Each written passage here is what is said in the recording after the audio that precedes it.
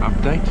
So last night we actually were lucky to hear of a Nyaleti with a duiker kill, also not too far from Rockfig.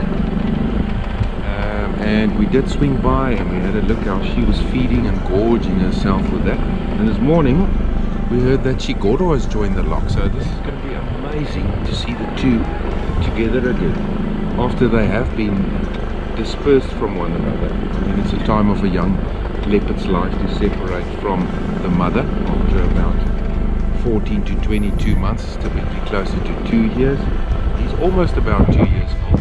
But because they do know each other, they will sometimes allow each other to be in one another's presence. But that won't persist forever, obviously. Eventually Xigodo will find his way and he will probably be pressured by the dominant male of the area, and then he would leave. But let's switch over to the video camera and see what these guys are up to. So it is in fact Xigodo up in the tree. Last night that was exactly where that duiker was hoisted up into. And lucky for him, he had a good feed.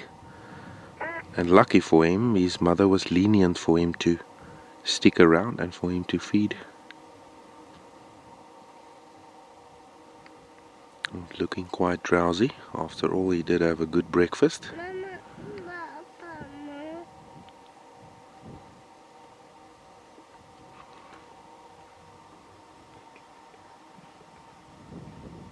Okay, there's subtle growling from Xigodo.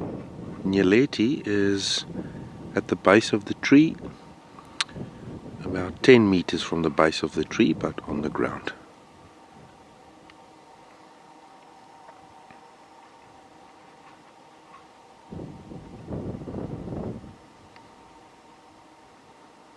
Now these knobthorn trees are quite uncomfortable for leopards to have a rest in. They prefer the marula trees or the weeping boer beans or jackalberries. You can probably see in the top left hand corner of the frame the compound hook thorns that they have to deal with when they're up in these trees. With the agility of a leopard, it's no problem. They're almost better than monkeys, but to actually find a good spot to rest, to have a good sleep, you can see Xigodo's in quite an awkward position, but he's making it happen. Now, although it looks very awkward where he is positioned, he's making it happen. He does look quite comfortable at this stage, but I don't think he'll stay for the entire day up there, definitely not. Later on he would come down. I also didn't see any sign of the duiker or the food they had, so I believe it may be finished. I'm just going to have a quick look and double check if it is up there.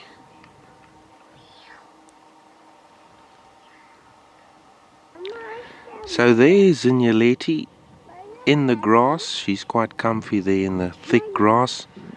It is overcasted and windy, so it will be a little bit cold. And the big cats obviously prefer the thick grass on these days. And her belly will be full, so she's quite happy to remain in this area close to Xigodo, but very temporarily. Remember, leopards are completely solitary animals. And when this kill is finished, I just checked, there is a little bit of the meat left, but Xigodo is up there guarding the meat. But Nyaleti definitely had enough to feed for now, but who knows, later on she might warn him before she wants to go up, and they actually might have a little bit of a squabble over the food. I hope it's not the case though, because then the food might drop. That could happen. And if there's hyenas at the base of the tree, they would grab that carcass and they will definitely run off with it. There is no doubt. Well, it looks to me like Xigodo's actually found the perfect spot up in this uncomfortable knobthorn. And he looks all happy chappy up there. Comfortable, full belly, and there's a little bit of meat left on the duiker. So we are looking at one very content and happy leopard, folks. It's also not too hot today. Very overcast, a little bit of a breeze. Temperature maximum in Celsius apparently up to 23 degrees Celsius today. Very mild for this area. Yesterday was extremely hot. It was sort of a little bit of a cold front pushing the warm air in front of it. That's what we experienced, some very hot weather yesterday.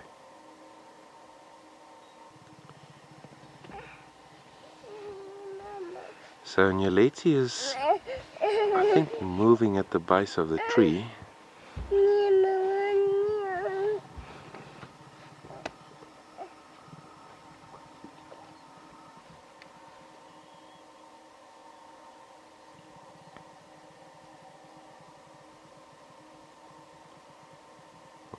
So Xigodo is growling, not too much though, but I think Nyaleti might have woken up and started moving, so he got up and he's showing some teeth over there towards her.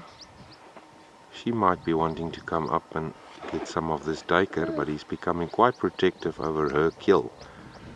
So this might in fact cause a little bit of conflict between the two, but we shall see how this plays out.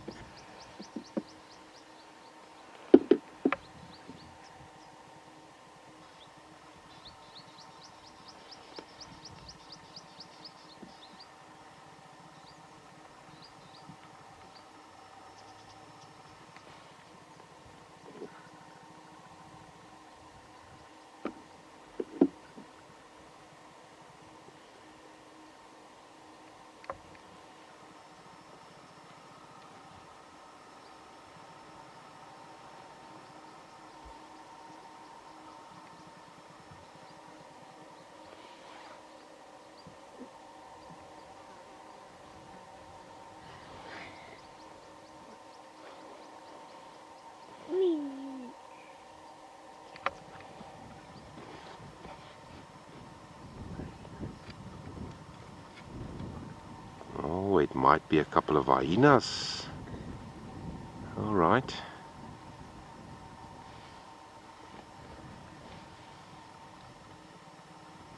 But the young chap is not that happy. Typical from leopards to growl at the hyenas at the base of the tree. Sometimes they disdain from them and they ignore them, but other times they do show a little bit of agnostic behavior by snarling and growling.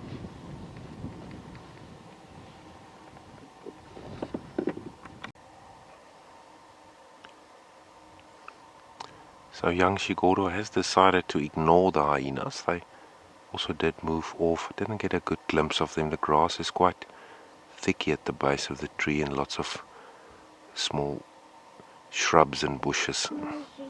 A little bit difficult. I'll see, maybe I can grab another view. I want to actually see a few spots of hyena here to my left. But yeah, we're gonna love and leave these guys. And yeah, hopefully they come away unscathed and there's no trouble. They can feed peacefully on this duiker. And when it's finished, they will move on to live their solitary lives. From here, the two will definitely separate again.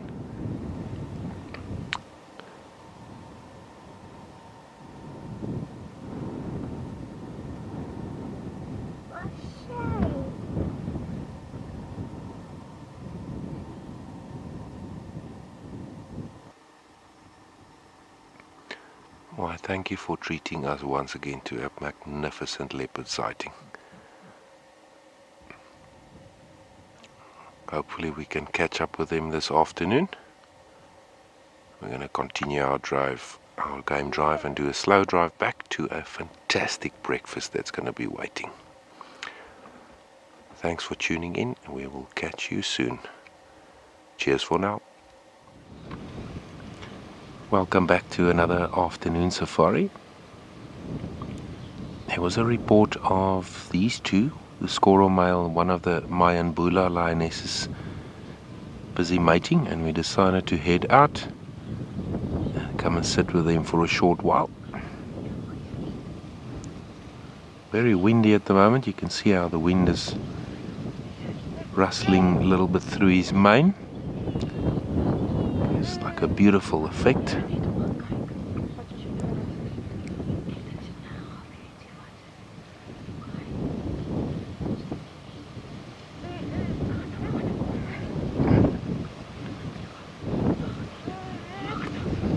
Now these guys have been mating for about 2 days now, and it's typically 3 to 4 days.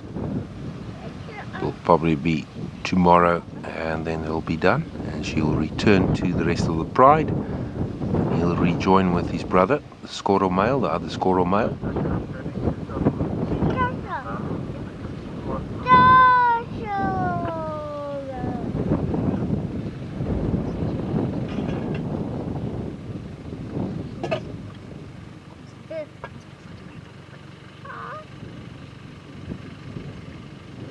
What a beautiful sighting.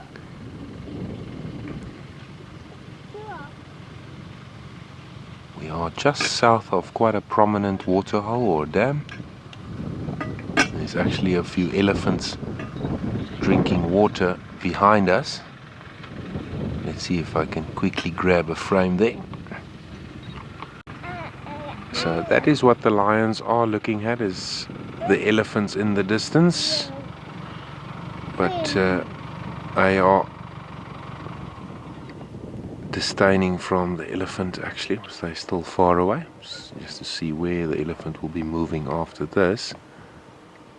But as you can see, the diversity this afternoon is amazing. It's always cool to be in the midst of some of these large mammals. So we've got some time to sit with them. Let's see if they will mate in the next few minutes. The female will typically just randomly get up and go down on her forequarters, sometimes swap her tail, especially in the male's faces, but that's more or less in the start of this behavior. She will try to entice the male. But let's see if our luck is in to see that behavior. It's always quite thrilling. Quite a little bit of agnostic behavior. It's quite an aggressive encounter.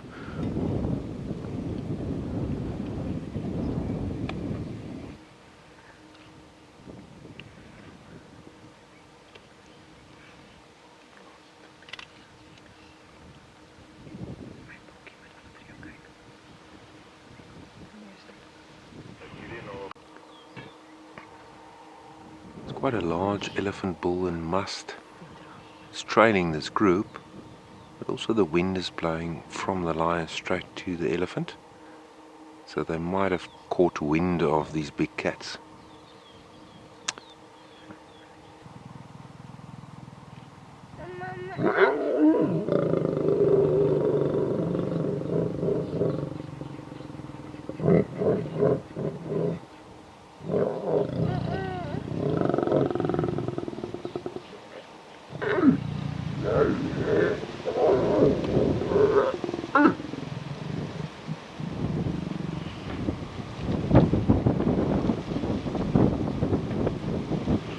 And she rolls around on her back. It helps with conceiving. It makes conceiving much easier. Not that agnostic. I've seen much more aggressive encounters in the past before, typically with the older, more experienced lionesses.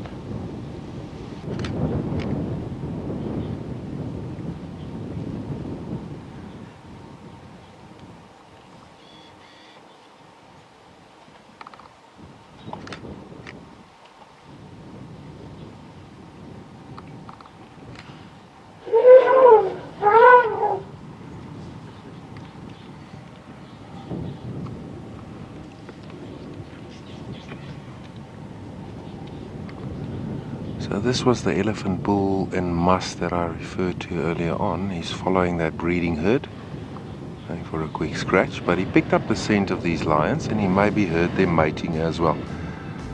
What an amazing interactive multiple species encounter.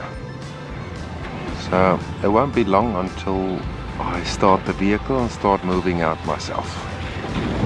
Thanks for tuning in. That was magnificent. I hope you enjoyed that. Cheers. To all wildlife enthusiasts, thanks for watching, and remember to like and subscribe. From the Timbavati Game Reserve and the Rockfig team, stay safe and cheers for now.